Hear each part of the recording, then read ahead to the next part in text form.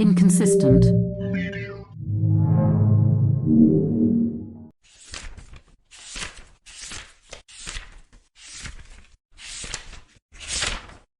People are crazy.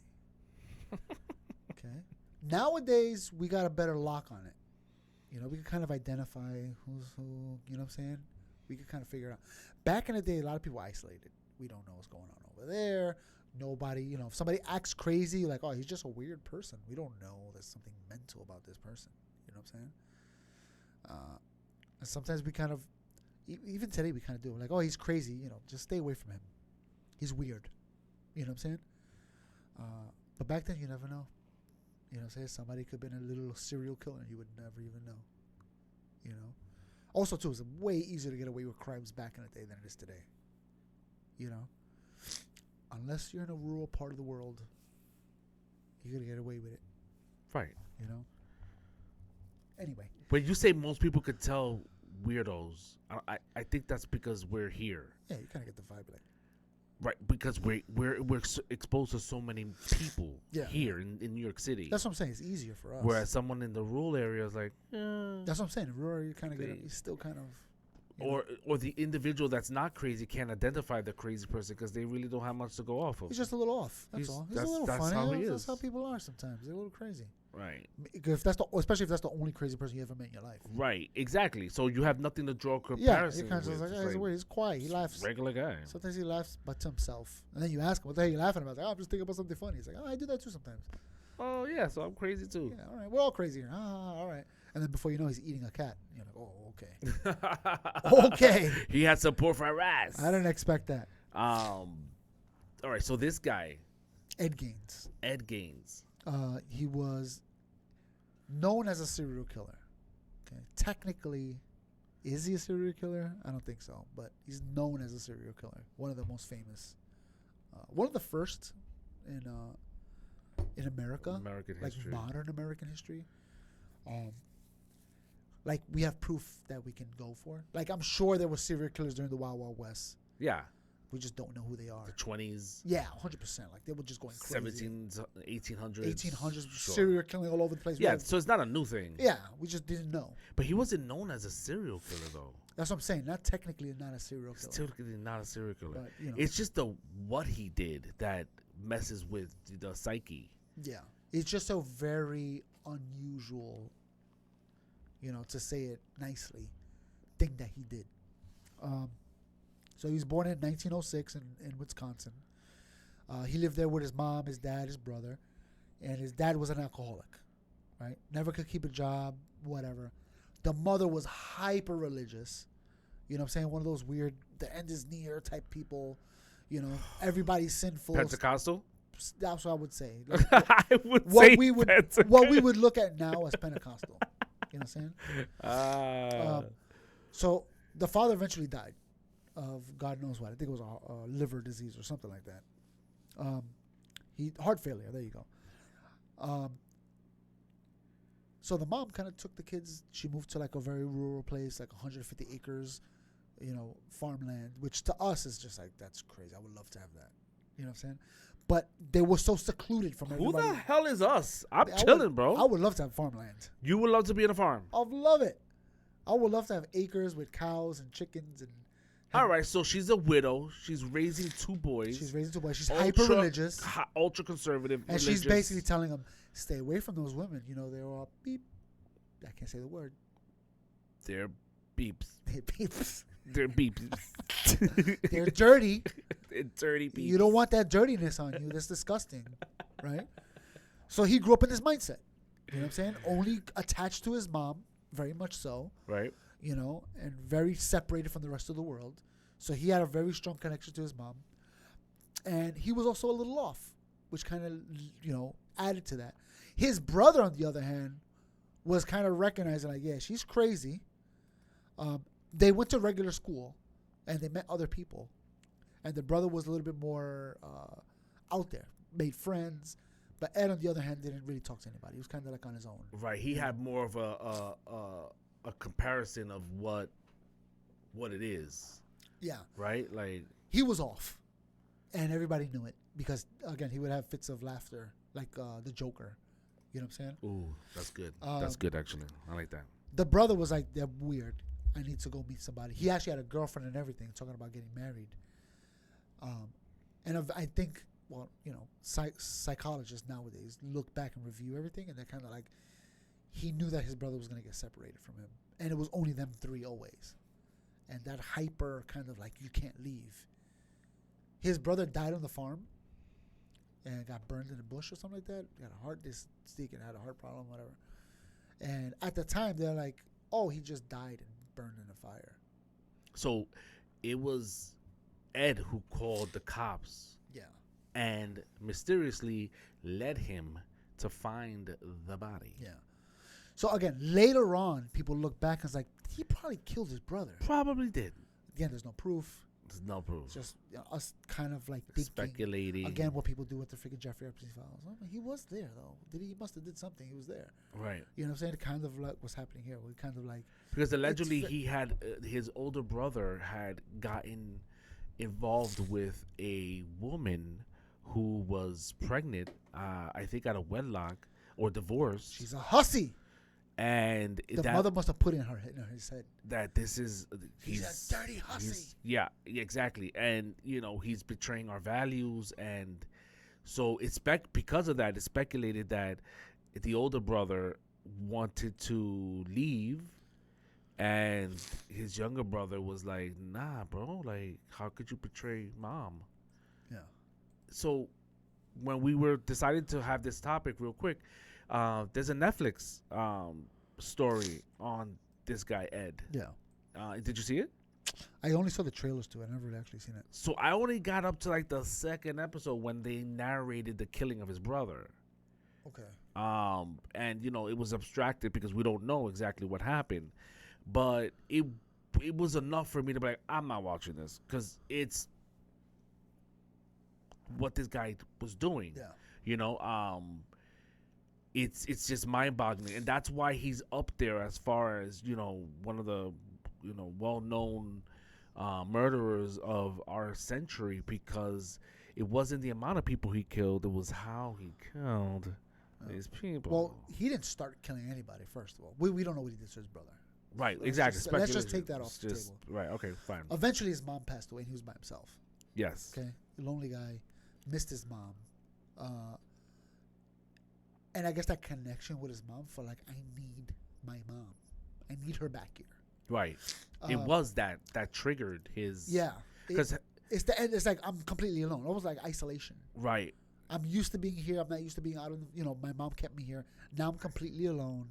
I need my mom back. And the world is scary to me because of the picture mom painted. Yeah. It's a dangerous world. It's a dangerous world that they're trying... You know, and if I go out there, I'm going to go to hell forever. Yeah.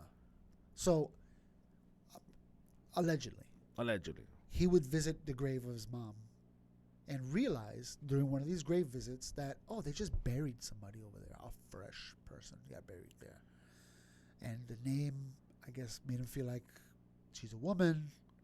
Let me dig her out, and he dug her out, brought her home, dressed her in his mom's outfit. And he's like, that's my mom. Now I'll never be alone. My mom's going to be there with me. And he put her in the room and kind of kept her, like my mom's there. He would visit his mom and talk to her or whatever. Right. It was the only room that he kept clean, that he kept in order. The rest of the house allegedly was just a disaster. Yeah. So single man syndrome. It was like a throne, a shrine that he built in his mom's room, preserving that one room, and the rest of it. So it almost represented his mindset, right? Where this was his safe space, and the rest of this house was just chaos and loneliness and isolation, which he didn't have much care for. Yeah. It was just his focus point of his mother. Yeah. And then I think that view that his mom put in his head was like the world is evil, led him to feel like, just like we talked about with the Unit 871, was like you could kind of do something to people without even whatever, because they're subhuman. You know what I mean? Right. He killed a bartender, I think it was. He shot her. I don't know if she was an owner or a bartender. I don't remember. I'm not trying to read that whole thing. But he killed her and took her body. And God knows what he did to that body, right? Some people said that he was a necrophiliac. Other people said he didn't really do that. He kind of just kept the body and, did experiments to it. You know what I'm saying? He was really into taxidermy, right? So apparently when he was a kid, he would shoot squirrels or whatever. Yeah. And just gut them out. And Reminds me of the other guy. What guy? Freaking, oh my God. The guy that killed the gay guy that killed, what was his name? Dahmer? Yeah. Dahmer. He was like that too, right? He would kill animals. Yes. Right? So he killed her, cut her up, did whatever he did with it. Apparently he killed a hardware store owner.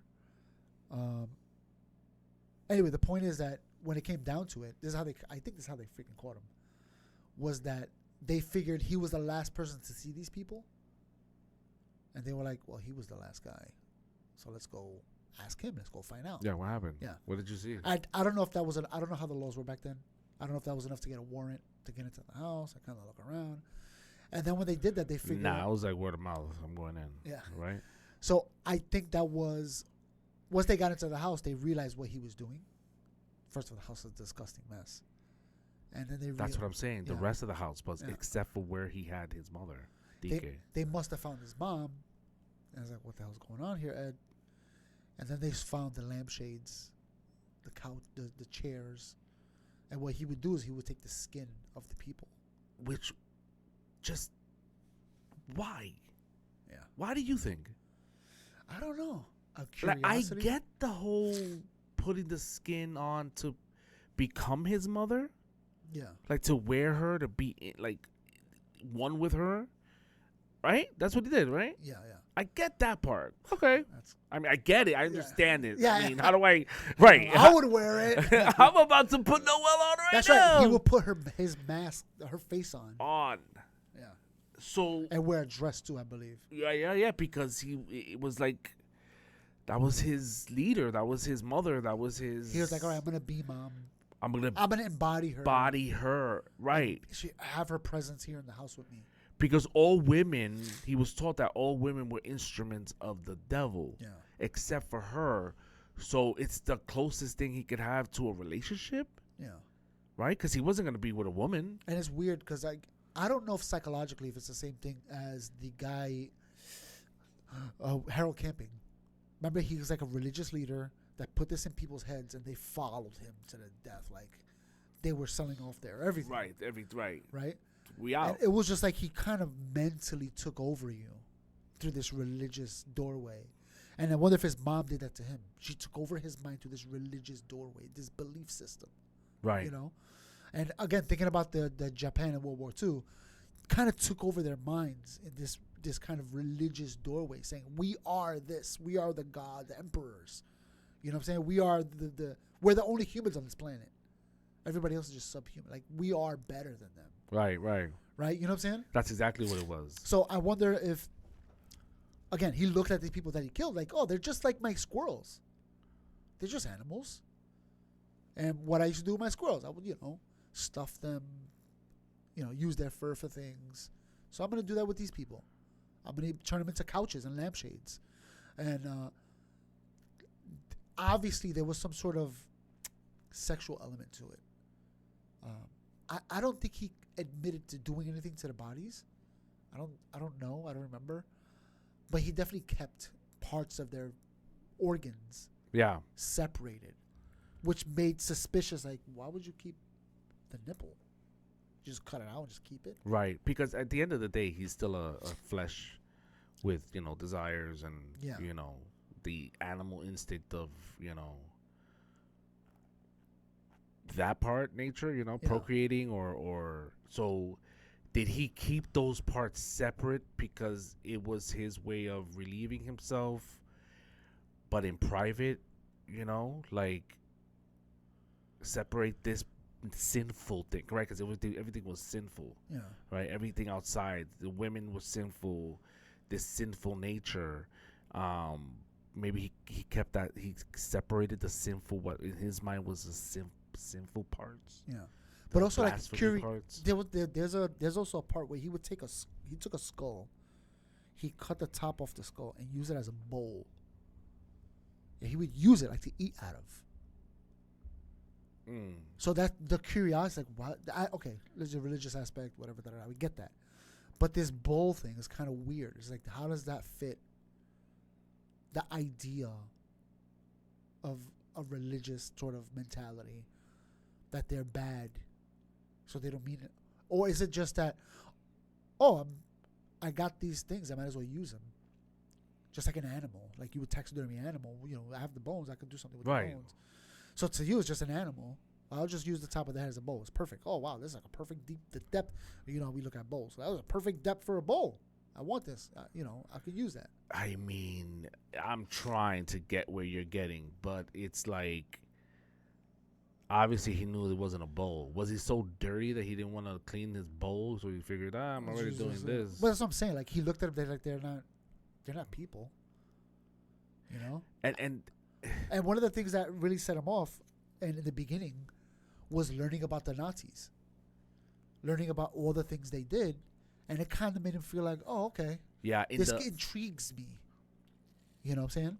In the Netflix story, the Ed Gein story, the Netflix episode, I think it's the first or second episode, he finds a magazine of the war. Yeah. He finds magazines of the war, and he shares it with a girl, and they kind of get off on it. Oh, okay. Seeing murder and blood, and I think it was World War II. Yeah. No, that's when he was alive. Yeah. And it was like this fixation of like, and that he was taking it to the next level. Again, this is a depiction of what what is a dramatization of his story. I wonder if the girl was like, because there's people like, there's a goth. Yeah. They're kind of weird. But then if you push it to a certain level, they're like, oh, hold on now. I think that's exactly what happened. I kind of stopped watching and I vaguely remember, but I feel like that's what did happen, where he took it to the next level. She was like, nah, you wildin'. Yeah, this is too far. Yeah. This is way too far. He had a... Well, let me say, too, like, there's people that are like, they listen to rock and they do one of these. Yeah, rock and roll, baby, yeah. But then when you be like, oh, we're going to go worship the devil, they're like, whoa. Hold on a second. Hold on. But you already got this picture. You already got the horns up. Sorry, this guy's a devil worshiper. Association. Yeah.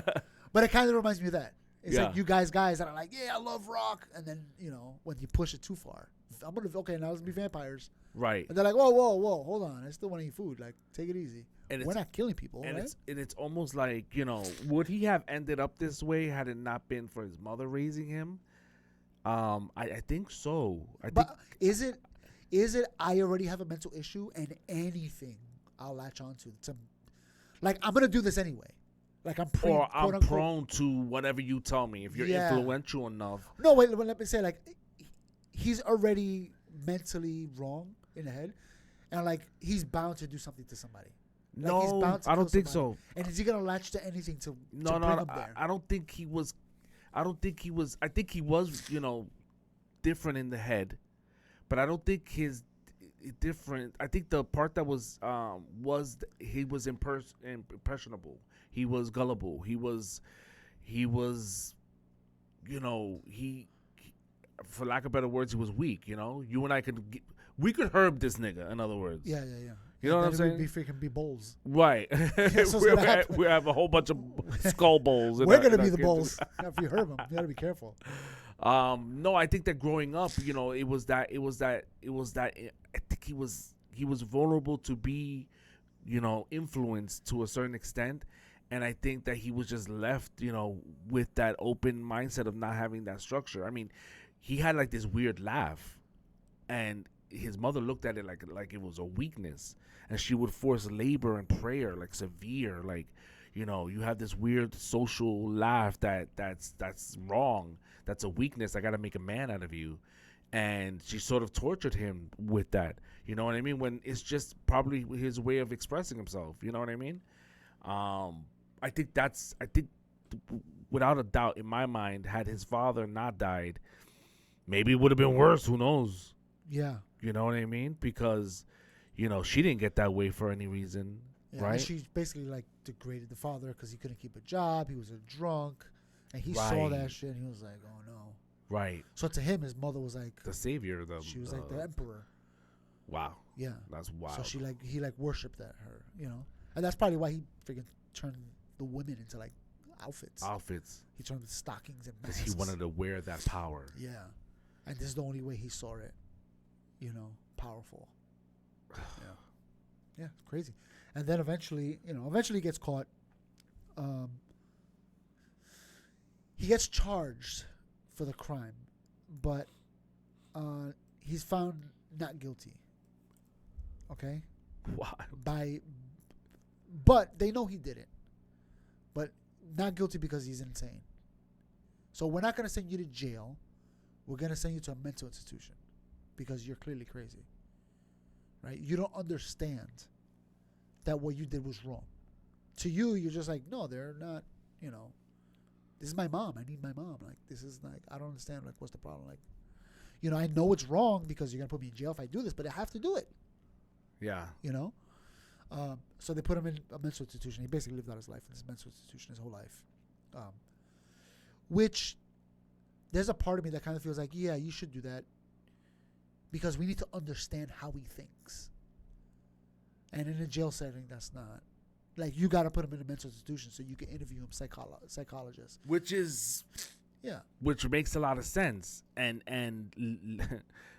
that's a great thing, right? Because we get to understand some of the mindset of, you know, and in turn, though, it inspires a lot of pop culture and led to some of the greatest horror cinemas that were ever created through this guy's story. Yeah. Right? You got Buffalo Bill, a Leatherface, Norman Bates. These characters that were created based on just how extreme this thing is. And again, I can't help but feel like the mom is, you know how they're like right now they're passing in certain states that if your child does something, you get charged as a parent. Yeah. This is like a perfect case of that. Yeah. And then eventually, once they did the psychology thing, they're like, all right, you're guilty of the crime. But we're going to keep you in this mental institution, whatever. He lived out his life there. But the workers there were just like, he was a super nice guy. Nice guy, no problem, never no outbursts. Because there's a structure. Yeah. He got herbed into that social structure of support, of, you know, how do they treat the people there? It's okay. It's going to be all right. Take your medicine. Yeah. You know what I mean? There's this. So his mom kept that structure. When she was gone, he was kind of like looking. Like, there was no. I need her back. Right. And for him to have his awkward laugh and not be disciplined because mom is gone, it's like, what do I do? I need this. I need this structure, however messed up it is. So it's not surprising that, to me at least, that the caregivers of the mental home saw him as a. I'm pretty sure they were like, if he didn't do what he says they said he did, yeah, seems like a nice guy. Seemed like he'd be a regular guy at a coffee shop that you would cut it up with. It's crazy because like the structure aspect of it, people that are in jail for a long time, when they come out, the world seems random to them. Like they're like, there's no structure. They become institutionalized. They say, like, I'd rather go back. Right. Everything's easier there. This is too much freedom. Yeah, it's too much freedom. Everything's random. It's hard for me to, do things. And for us, that's great. For us, it's freedom. Yeah, I'm out. I'm a teenager. Yeah, I'm I'll do whatever I want. Money. To them, they're like, when is dinner? Where you're right. Who's getting it? What's going to happen? Their world is a little bit tighter and smaller. Like, you only got to deal with this hierarchy in jail. There's nothing, whatever. In the real world, there's hierarchies everywhere. You go to work, there's a hierarchy. You go to the club. That's literally life. That's life everywhere you go, So I guess for him, it was just like his mom was the leader. He didn't have her. He was going crazy. He's trying to get her back. He put the clothes on. He did all that, trying to get her back, trying to gain some, looking for some structure, some control. Yeah. And eventually, when he wound up in the mental institution, he was just like, okay, I got the structure I need. Yeah. I'm calm. I'm cool. Everything's fine.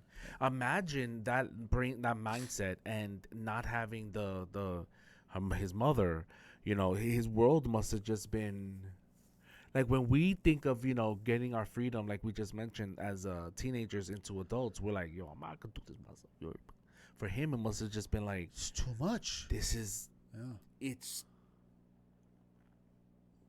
overbearing. Again, it's just like Then So had she not have died, would he have still done what he did eventually? I mean, she wasn't gonna live forever, right? yeah. But that's what I was saying. I wonder if it's one of those things where your mental problem is gonna lead you to this place, and it's just a matter of your surroundings that you're gonna use as your brain is gonna make structure to make it reason why you're gonna do it. Right. It's kind of like conspiracy theories, where some people in conspiracy theories are like, the Illuminati run the world. Anything I see that happens around me, I'm gonna associate with them. I gotta shape that whatever this thing is into this narrative that of the Illuminati. the Illuminati are. And everything connects because everything points to this narrative I built in my head. You know what I mean? So I wonder if he's already got this.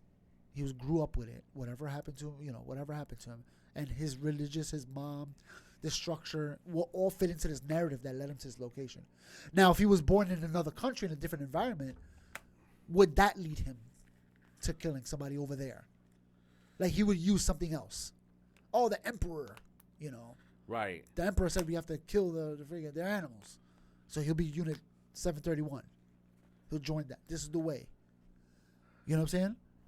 I wonder if it's that. Like, and that's the whole predestined versus free will argument. Like you're always bound. If you were always bound to that path. Yeah. And right. Wherever you are, no matter what time you're born, no matter who what world you're in, you're gonna do this thing.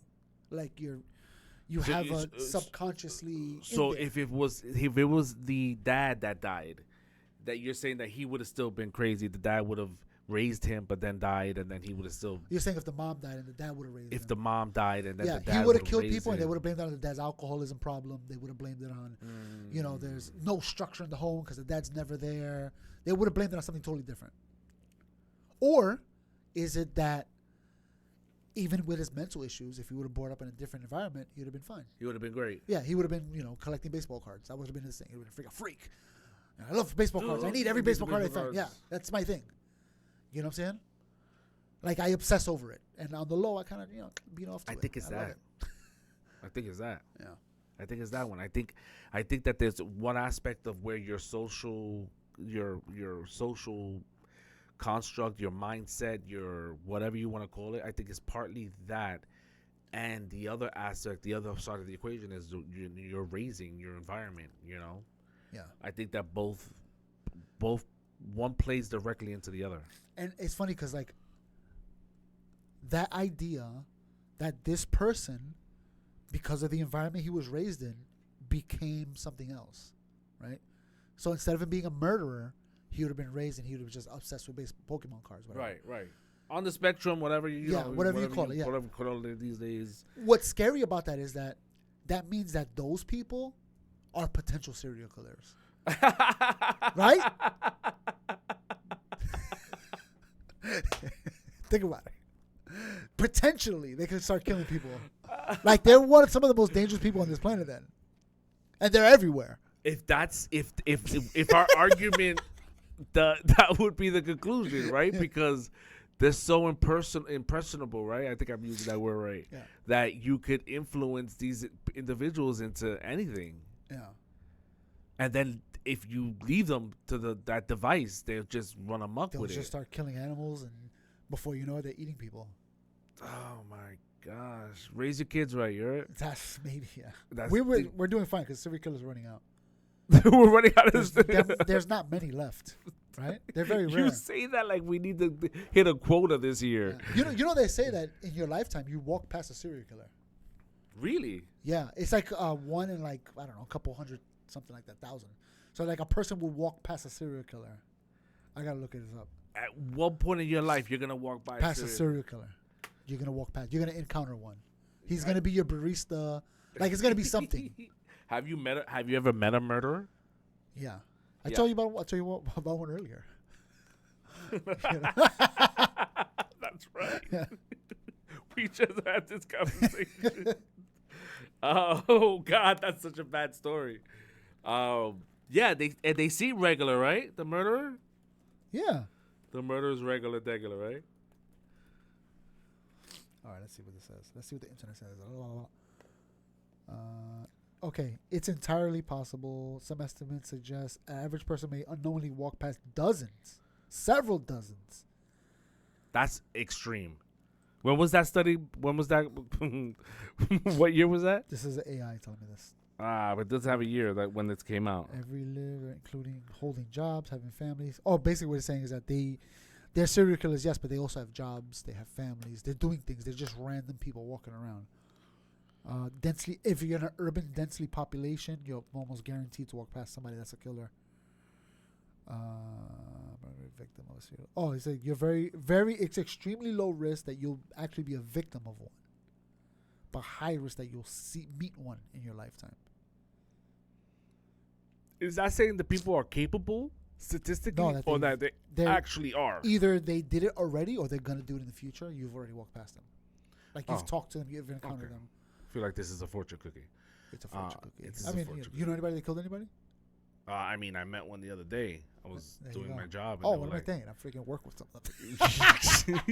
I forgot. No, I meant few killers, actually. That's tomorrow. I got to work with them tomorrow, actually. Yeah, that's crazy. And the ones that, okay, you've met them. If you didn't know that about them, would you suspect that they... Never. We make gay jokes with each other all the time. It's funny. Right? This is why. This is men. This is why men's is the best.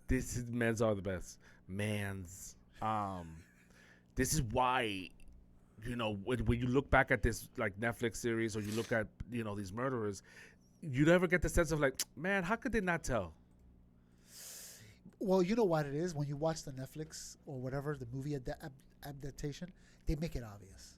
And you're already going in knowing they make them weird. Very awkward, and you're like, how did you not notice this weird guy? Right. But how many weird people you meet in your life that you kind of brush it off? Oh my gosh.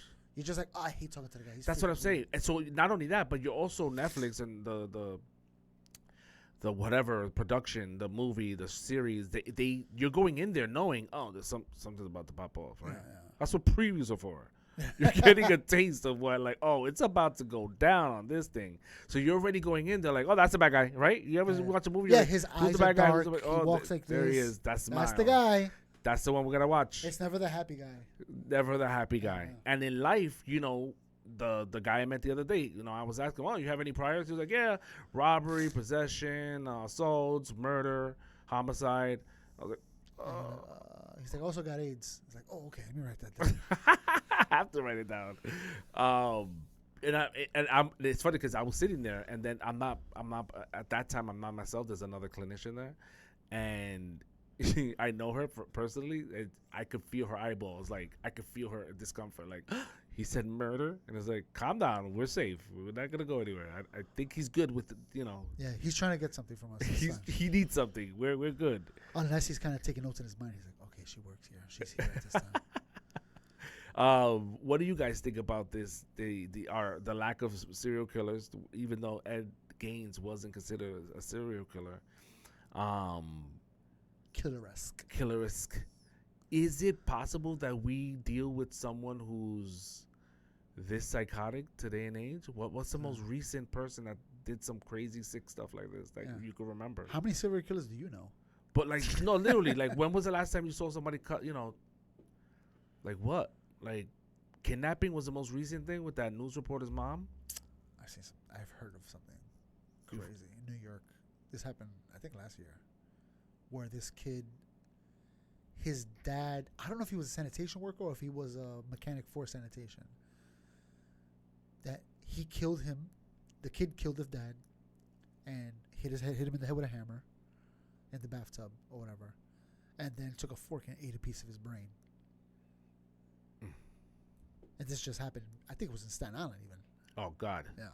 Okay. Wow. So they're out there. You know what I'm saying? It's just,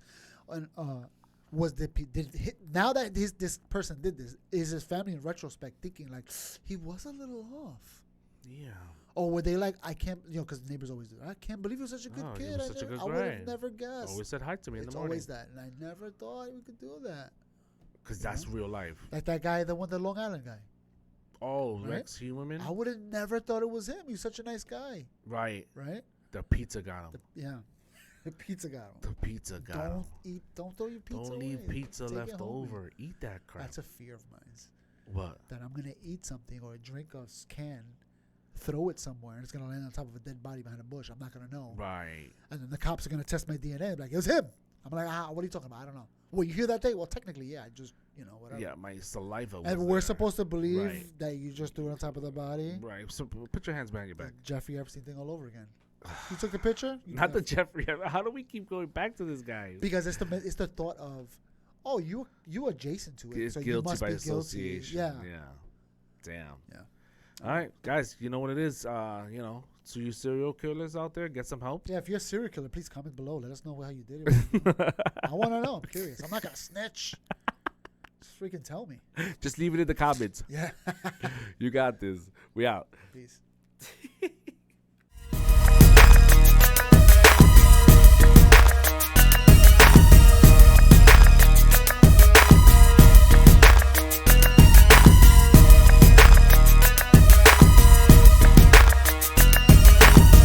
Stand clear of the closing doors, please.